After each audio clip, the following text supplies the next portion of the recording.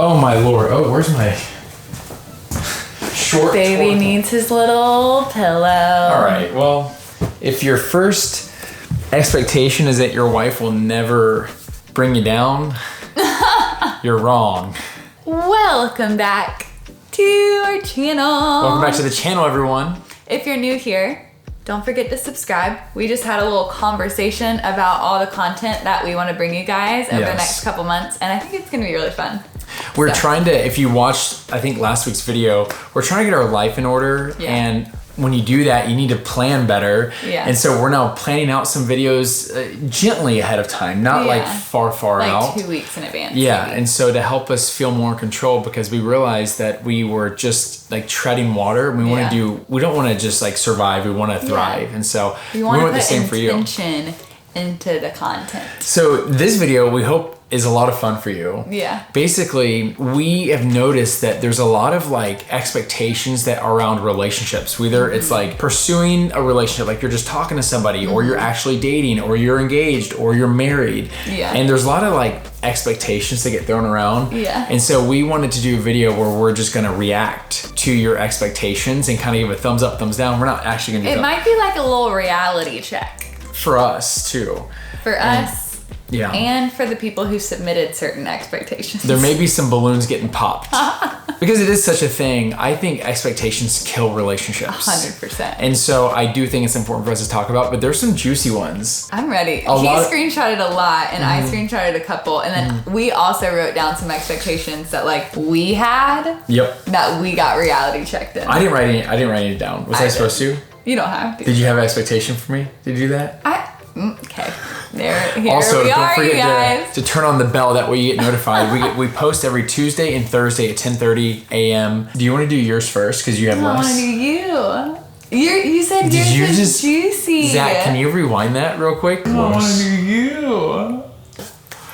First expectation of marriage is sex 24/7. That's an actual. That's an actual one. It is not that 24/7. I think every couple will find their like healthy balance in that area though. Like I don't think it's something that you have to put a number to. Like if you're not having it this many times per week or this many times per day or whatever, you're not in a healthy marriage. You know, and I think people walk into it like I feel like I even walked into marriage with like an expectation for how many times it would occur. Everyone wants to quantify and put a number on it. A lot of the questions that we saw were just like how many times per week and all this stuff. And honestly, it's really about just connecting with the person you're married to. And, you know, even if you have to have a conversation about, hey, what's this look like for you? Or it's really like up to you as a couple, you know, what you feel comfortable with. Okay, expectation for dating. That when you're dating, that pulls you away from your community and your friends. No, I mean like maybe in a way, in like a slight way, because like maybe some of the time that you had allotted previously, like I felt that a little bit with my girlfriends when we first started dating. We were also long distance, so I still had like a ton of girl time. But when you came in town, I'm like, chat's in town, you know? The boys are back. But I also think it goes back to people's personality types, because for me, I like need girl time to thrive as a human.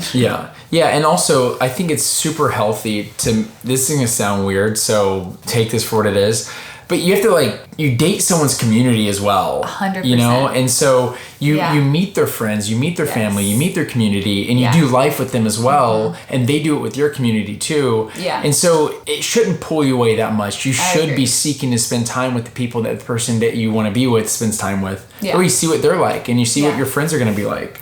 Marriage is like a sleepover every night, and it's always fun. Well, I got news for you. I love the idea of that. That's not always true. I mean, it's true. It's true. Depends on the sleepover. If you're wondering if we jump on the bed in our underwear and hit each other with pillows, you are right.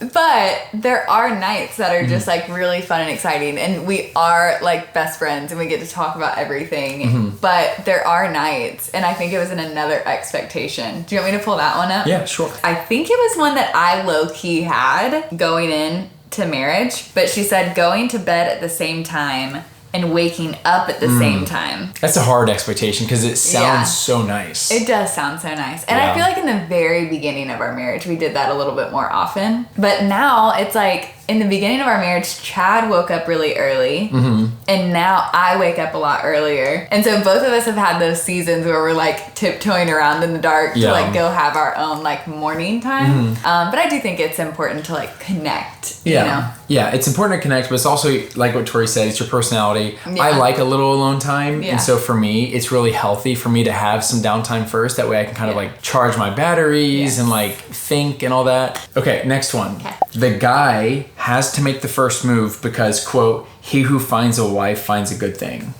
Well, what kind of first move are we talking about? Like physical first move or like relationship status move? I think or both. Like, yeah, both. I mean, I might be old-fashioned, but I prefer the guy to make the first move. Yeah. I think the key is I do believe the guy should make the first move and the girl should respond. But you have to be able to understand what the guy's move is. That's true. Because a move may look like a text. It may look like one of those stairs where, you know, just kidding. It may, so if you're expecting the move to be like every movie you've seen, it's not going to be like that most likely. That is true. And so it's because important. When you first started calling me, she was like, I was like, oh, it's just Chad. Like Chad just wants to chat. He just wants to call and talk. And me, after recovering from being friend zoned twice, is feeling great. I was like, Chad Masters, what you up to? So it really, and also the guy needs to understand that how a girl responds may look different. And so we're old fashioned that way. It doesn't have to be that way for everybody. We have friends that where the girls made the first move that, you know, do your thing. But I think traditionally the guy will initiate and the female is just like, hey, no, or yep. Stop doing the lip bite.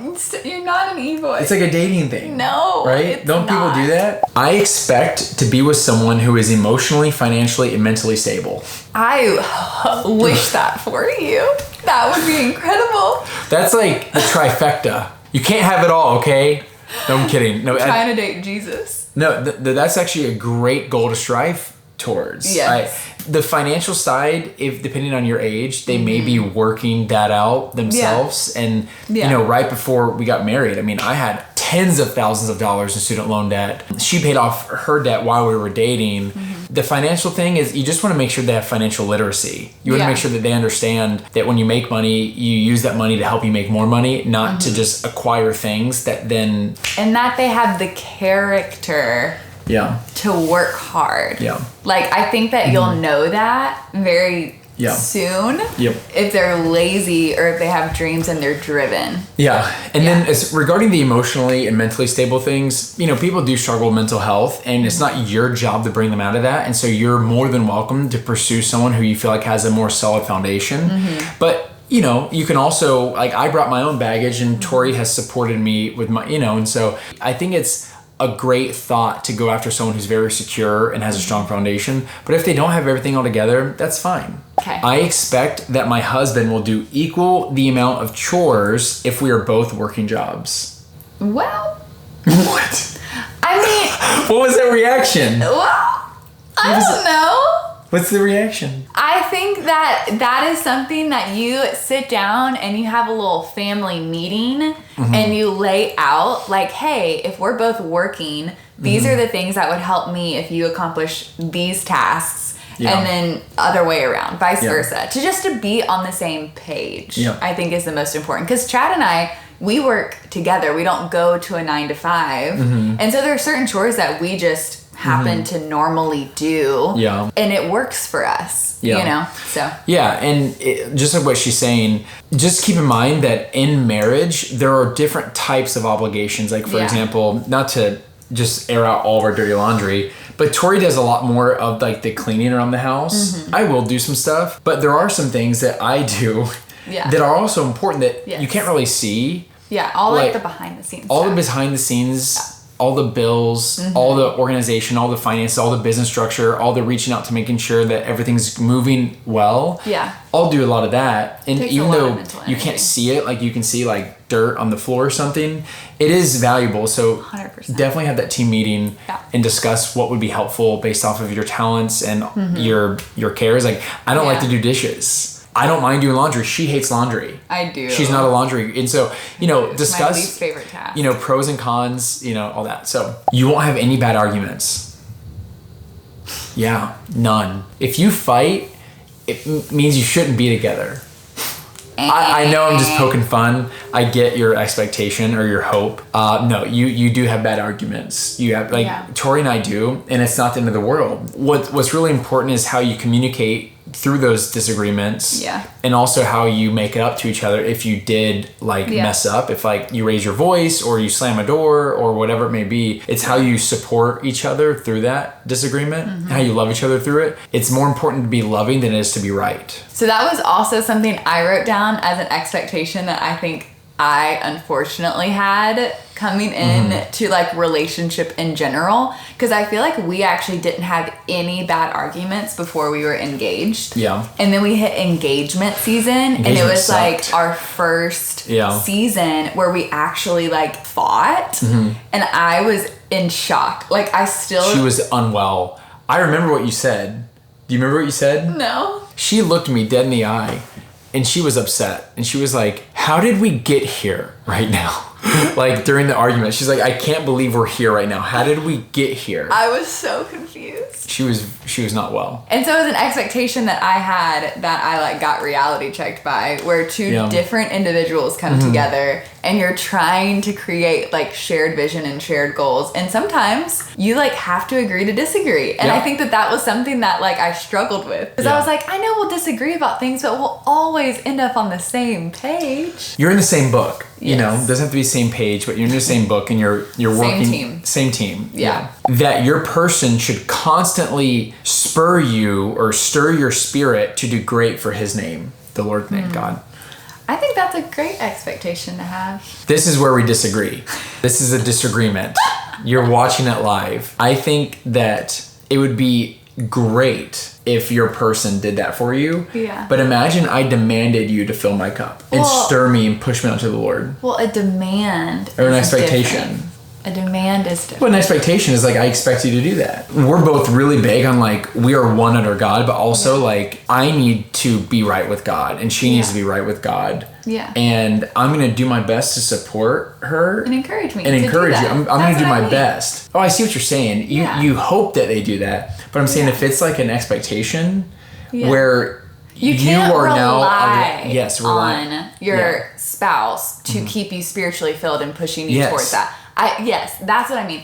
I was just saying, I would personally, if I was going down a deep spiritual spiral, I would probably expect you to try to stir me I see what up you're saying. And encourage me to So I was thinking that from a light point of view, where it's I have to make sure that you're filled up every day. Yeah. Or you have to do that for me. I'm just no, that person should have their relationship with the Lord. Yeah.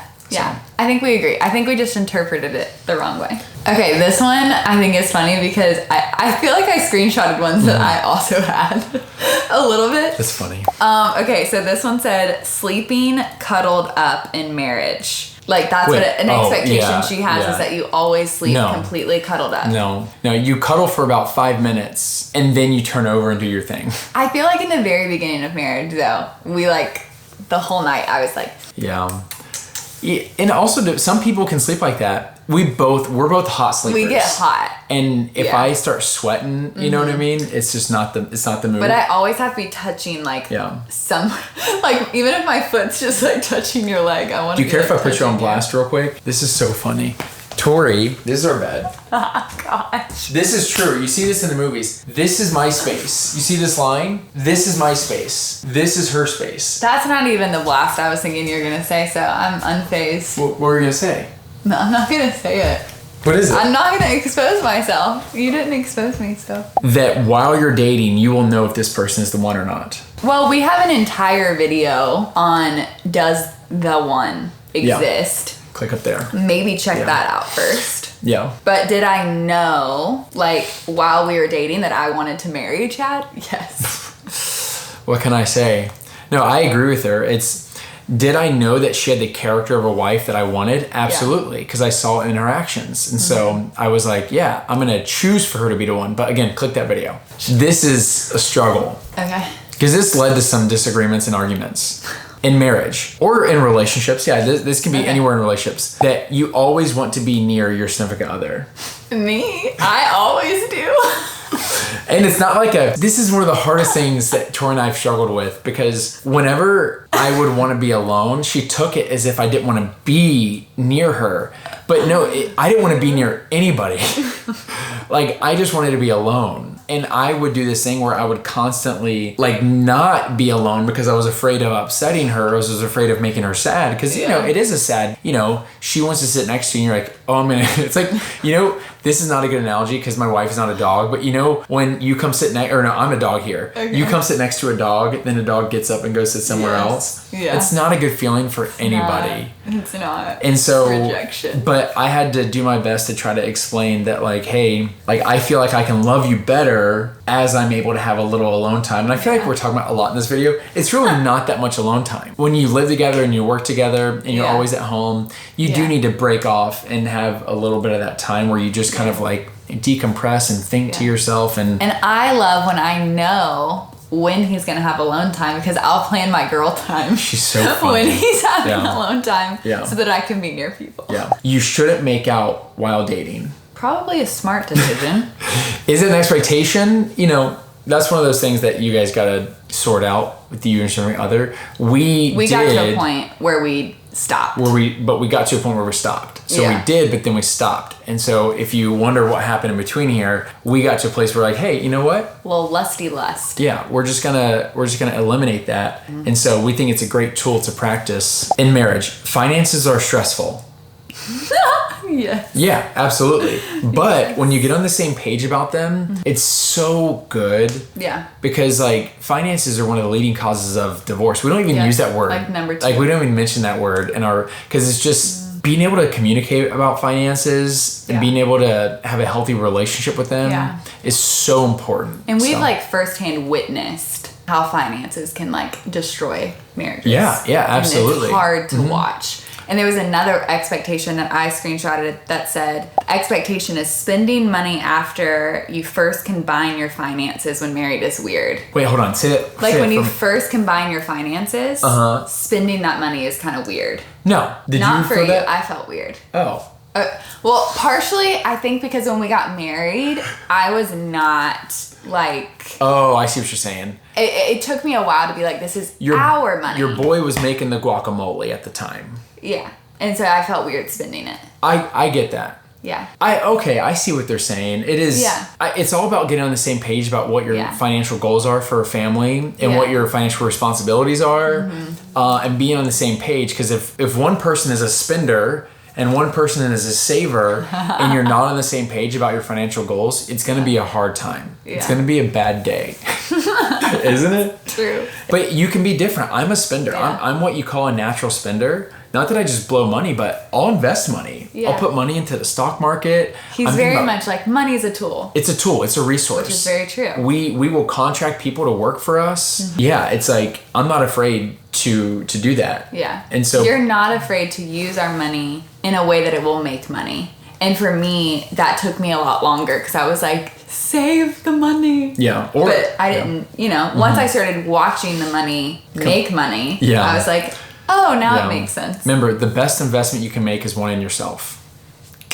Dave Ramsey. I feel like that was like a little infomercial. Yeah. This girl is a newlywed, and she said, I expected marriage to be more romantic, but work and life gets in the way. Yeah, that's so true. It's very true. Yeah, but that's something you have to work on. In the same way that people want to stay in shape by going to the gym or eating well, or you want to maintain like close friendships by FaceTiming once a week, or you need to work hard on your marriage and invest in the romance. And it's not a chore. Yeah. You just, because you become so busy, you have to work at it, and that's not a bad thing. Relationships take work, but they don't have to feel like work. Yep. Dave Ramsey. Long distance relationships are hard. Yes. Yeah, but they can be successful too. 100%. We were long distance for what, 7 months? Watch our long distance video. Yeah, we have a long distance video. We have a lot of videos. You do have a lot of videos. We have a lot of videos. Look at us. I feel like we talk talk about a topic and we're like, we got a video on that. Expectation. Having had sex in the past will bring hardship and insecurity into marriage. Do it one more time. We're not musical people. I think it definitely plays a little bit into it. Mm-hmm. Yeah. Yeah, absolutely. But it doesn't have to be a bad thing. Remember, like, hard things don't have to be bad thing. Like, again, just using another gym analogy. Going to the gym is hard. Like, running on a treadmill is hard. Lifting heavy weight is hard. But it can be good. And so even if you've had sex before marriage or with different people before the person you're with, yes, that can be hard. It can be hard conversations. But that doesn't mean it has to be a bad thing. It doesn't mean it has to destroy a relationship. Or it has to breed insecurities. Because of my past, I was able to honor my wife more. Not like more than I was able to see the insecurity it could breed or the problems it could, and I was able to say, oh, I'm gonna make sure that she feels so secure. And that has brought us closer together. Yeah, and I just want to add that there is freedom from shame in the cross. And we also did a video on shame, and it's something that I've walked through a lot. And I feel like if you're walking into marriage still carrying shame, not knowing that you're forgiven, then it's going to breed a lot more issues than if you're walking into marriage saying, you know what, I know that I've made mistakes in the past, and you know, if I could go back, maybe I would change some things, but I also know that Jesus died on the cross knowing my sin, knowing the mistakes I would make, and he still died and still calls me loved and still calls me redeemed. And so you also can't allow like a spouse or a partner or whatever to shame you or put blame on you for things in your past, because you have a new identity in Christ. You've been born again. So you're walking as a new individual, a new human. And so to piggyback off of that real quick, if this person has an insecurity about your past, that may be something that they need to work on, not necessarily you need to work on. And you could work on it together, but you don't need to feel guilty about something that they're struggling with. And that doesn't mean that you shame them for struggling with it. That doesn't mean that you just like, oh, that's your problem, whatever. But that may be like a mental thing that they need to work on through counseling or through mentorship or through good communication with you. That may be a them thing, not a you thing. And as always, we have resources below. If you feel like you need counseling, if you feel like you and your spouse need counseling, there's resources below to Christian counselors through BetterHelp that we've really enjoyed. So, do married people really believe that singleness is enough? Wow. That's a fire question, isn't it? That's a really good question. My answer is yes. Yes. However, for a lot of people, I think no. Yeah, I think it's a difficult question because biblically, 100% yes. As a married person, I think it's hard because now I've experienced my husband, and so thinking about being single and without you is like, you know, but to all of my single girlfriends, I'm like, girl, if God's answer is that you're supposed to be single and like you just have Jesus, that is enough. But I think it's just hard for me to picture personally, you know, after being married, you know. Yeah, it is a real tough thing, but I think that the only way that I was able to pursue marriage in a healthy way was whenever I did get to a place where I'm like, oh, I could be single. And that I don't need to look at that as a bad thing. It's not a burden. Okay, I need to not look at like marriage is awesome, singleness is not awesome. I had to get to a place where I'm content with where the Lord has me. Well, and I also feel like that's every single stage of your life, not just singled and married. I even feel like in marriage, we've now had to get to a point where it's like, oh, okay, if we're not parents, we are still good. Like with Jesus, we're good. Like, is that desire still there? Just like I'm sure it's there if you're single and you're desiring your person. And now we're married and we're desiring children. But do we know that if God doesn't have that in the cards for us, that he alone is enough? Yes. Yeah. I'll say it louder for the people in the back. Being in a relationship does not make you better. Like being single does not make you less than. You heard it here, folks. Dave Ramsey. Your wedding night is awkward. No. Nope. It's only awkward if you make it awkward, okay? Yeah, I didn't think it was awkward. If you're carrying expectations that it's like this performance and all this stuff, like, no. Yeah. Enjoy yourself. Yeah. Like, enjoy the other person. Like, enjoy the moment. Don't have this expectation that it needs to be this, and if it's not that, now it's just awkward. And no, I carry no expectations and just be very thankful that you're sharing your life with somebody and you're going to share yourselves with somebody. And so, okay, this is a weird one.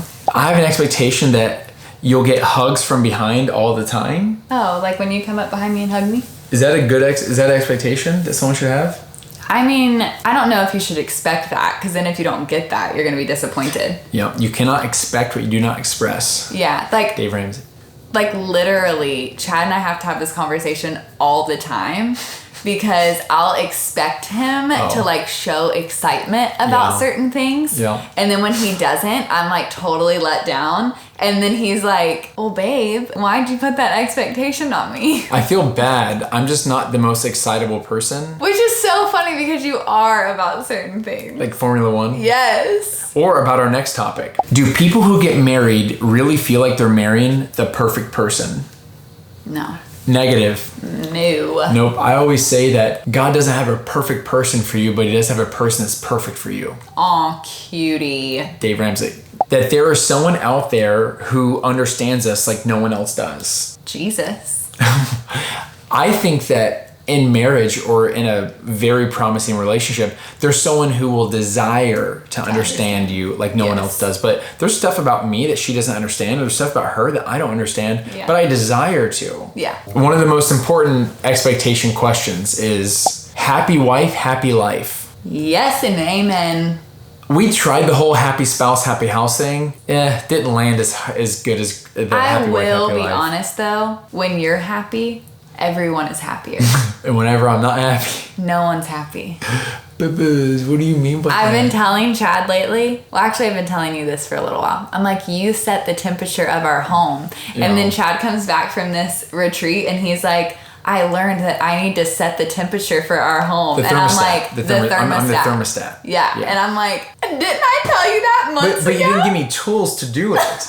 No one taught me this stuff. It's like these guys I was meeting with, not only are they like, yeah, bro, you need to set this. You need to set the thermostat for your home, okay? No, but then they give you tools on how to do it. So shout out Josh Straub, love you. Mm-hmm. Oh, this is a funny one. Expectation that I always get the first bite of his food after I said no to food of my own. I wouldn't expect that. And then the last one is I have an expectation that if he goes out for coffee, he has to bring me one back home. That's a great expectation. I would expect that. That's all we got for you I would today. Just let him know that you expect that. If y'all want a part 2 of this, because I thought it was really fun, let us know in the comments below. Expectation that your spouse may be a little dorky. I'm just teasing my babies. I'm just teasing. I think that's it, y'all. We'll see you later. We love you. I haven't had my tiny hands in a while. We'll see y'all in the next video. I think they're packed up somewhere. If you missed the tiny hands. Dave Ramsey. Love you, bye. Do do do do do.